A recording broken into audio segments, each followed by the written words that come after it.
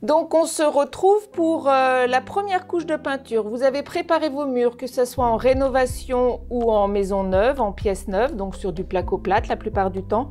Vous avez poncé, vous avez mastiqué, vous avez poncé, épousseté vos murs. Donc vous appliquez la première couche de peinture qui s'appelle la couche primaire ou la couche d'impression.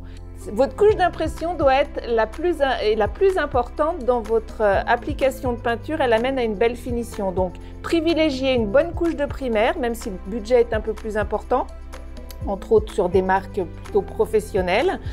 Et à ce moment-là, votre peinture derrière de finition, même si vous l'avez de moins bonne qualité, sera toujours plus belle. On ne la voit pas, cette couche. C'est la première couche qu'on applique sur le support, mais c'est la plus importante. Après, selon votre support, c'est ce que je voulais vous expliquer, vous n'utilisez pas le même primaire. Voilà donc les impressions. Comme je vous l'ai dit, tout ce qui est carreau-plâtre, placo-plâtre, on utilise des universal primaires à l'eau. Tout ce qui est ciment-béton, on utilise des époxys. Donc là, vous les avez à l'eau ou à base de solvant, du white spirit ou d'autres solvants plus importants.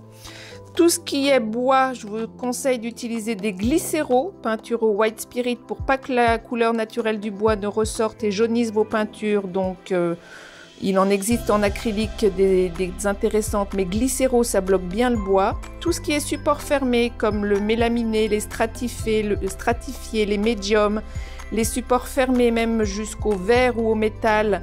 Donc, je vous conseille d'utiliser des primaires à base de résine shellac. Et tous les produits ferreux et les métaux, il faut vous assurer que votre primaire a bien de l'anti-rouille dedans. Et derrière, je vous explique la finition pour que ça soit donc raccord et parfait. Voilà, vous avez la base du primaire.